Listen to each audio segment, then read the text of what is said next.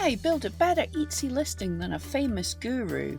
Daniel Inskeep tried selling custom t-shirts on Etsy, and some mistakes mean that he ended up losing quite a lot of money. I looked into this last week and spotted that he was actually losing more money than he thought. So I make the expenses to be $1,162, almost $100 more than he thought. $525 in the red. I'll link to that video and Daniel's at the end of this one so you can check them both out. At the end of the video, I asked if he wanted me to dig deep into his SEO and see if I could improve his Etsy shop, and you guys seemed keen on that idea. I reached out to Daniel asking if he wanted any help, but I imagine he's a really busy guy and I sound a bit like a crazy spammer, so I've not heard back from him yet. It would be nice to see more into the back end of his shop and give him more personalised advice, but we don't need any permission to look into his public data, so let's see if we can help Daniel's shop, and hopefully seeing how I analyse a store will help you be able to audit and improve your own listings. So let's head over to his Etsy store. Wow! I'm actually surprised that a couple of weeks after him mentioning his shop in his YouTube video, he is only at 36 sales. His designs are really cute and his audience is so big. I'm really surprised not to see an influx of sales. Something must be really wrong. This has to be a job for Pam Duthie, Etsy nerd, and it's sad that I gave myself a nickname. First, there's one glaring simple error in his shop. No actual filled-in policies. Etsy tells us that having filled-in policies help you rank in search. I honestly didn't know that you could not have policies anymore, but check in, it's easy to set up. In your dashboard, in settings, policy settings. I think having an about section would help too. The story of your shop name and seeing your dogs would be lovely for your target audience. And look here, the announcements. This is very out of date. Those holidays have passed and your items are no longer on sale. I don't mind no banner in the shop, it gets you right into the shop. 12 items is enough, but I have some ideas for more if you're looking to grow. But let's dig deeper. Here I'm using the eRank Sidekick tool. It's just brand new, you can get it in the Play Store, and there's a link on eRank. Note, although I also work for eRank, these videos on this channel are my own, and I'm just using eRank because I genuinely use eRank. I can see the tags in these listings from here. Lots of single word tags. I feel I'm going to be able to help with SEO here. As he showed in his video, most of his traffic's coming from ads, and it's costing a fortune. Optimizing SEO can not only help the ads on Etsy, but it can also get seen for organic traffic, and organic traffic is free-ish. Okay, there's still fees, but it's much cheaper, and so more likely for his shop to be able to profit. So let's go fully into eRank. I can sort his listings by estimated sale. So this listing is also the one he says in his video that it's his best seller. So let's dig into it.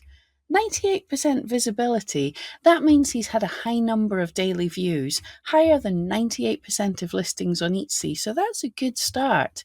But then again, we know he paid for Instagram adverts to drive traffic to this listing, so that might be where those views came from. This title's kinda bad.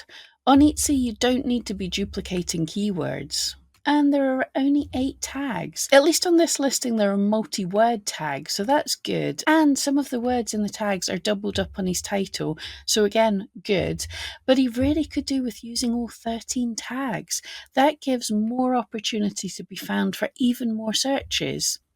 And I'm not going to lie, the description is off-putting to me. Talking about being cheaper than similar listings on Etsy, when it isn't even on sale anymore. And I hate making a unique selling point. Look how cheap I am, especially with custom work. I more want to know how amazing you are, the quality of your work. That why choose us way down there section is much better. But that bootleg hip-hop section feels very ChatGPT. It is good that he talks about the process of ordering. I understand that not providing a proof before printing saves time, but again, this is off-putting and could lead to returns or bad reviews in the future.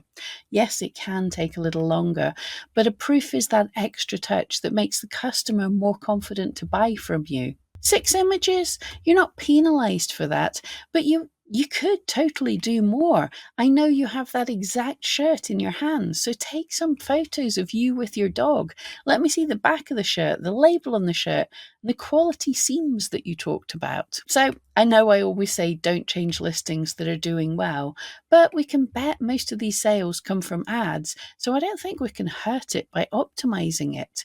Firstly, let's check the keywords in the tags title and any combinations I can think of to see if your listing is ranking in the Etsy search. Oh, page 7 or 8? That's not good enough. Not ranking, not ranking, not ranking. Oh darn, finally got one. 90s dog shirt is ranking on page 1, rank 10, and another shirt is on page 2.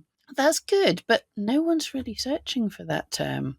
If I had access to the back end of the listing, I would look and see if he's getting found for any other keywords, but my nerdy senses tell me there'll only be a couple of views for each keyword.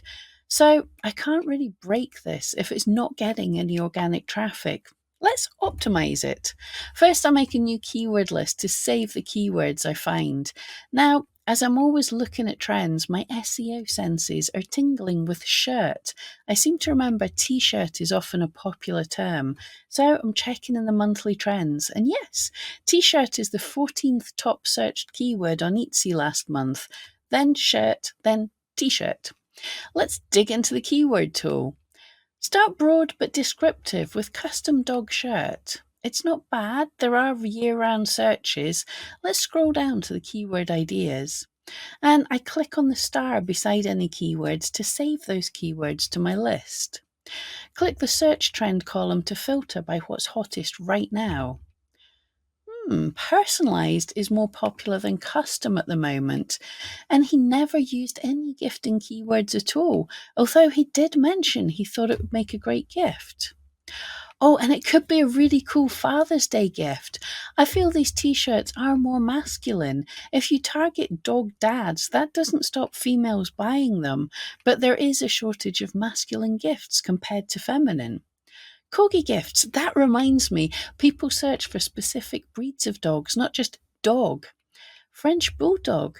There is a decline in popularity, but people are searching all year round, and Frenchie is the nickname of the breed, and Boston Terriers. They look good too. Bootleg shirt was popular before Christmas. When we look at the listings for that, we can borrow some keywords. Hip hop shirt. Honestly, I was around in the 90s, and I feel this is a more rock or band style t shirt.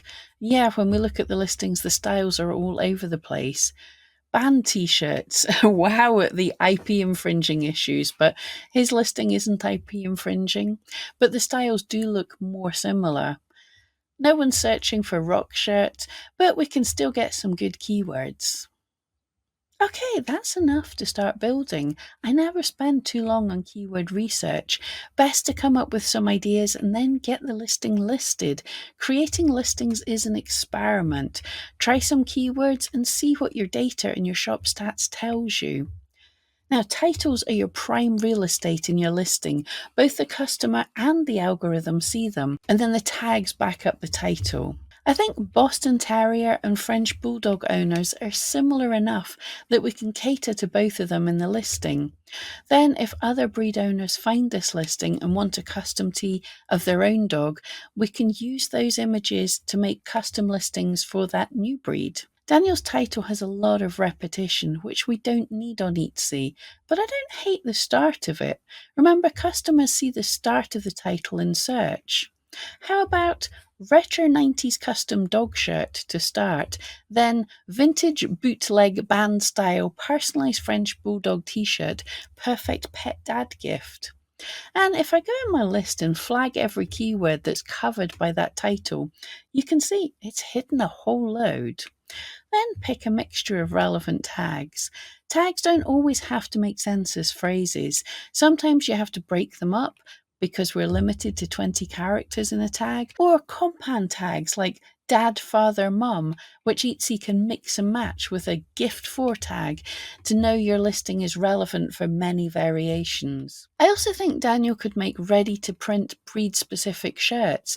I'm sure if he swapped out a couple of the photos of his dogs for some royalty-free French bulldog images, changed the header to Frenchie, the SEO could be similar without the custom and personalized words, and that would be automatically linked up to Printify without him having to deal with customers. And for the pet mugs, the same thing. French bulldog owners would love this mug, and it saves keeping having to get the artist from Fiverr to create custom work for every new customer.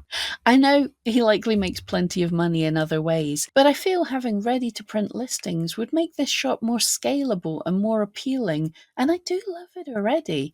I can't lie, the other designs, these are too easy for people to copy. I doubt Daniel will ever see this and make the changes, but it's hopefully helped you.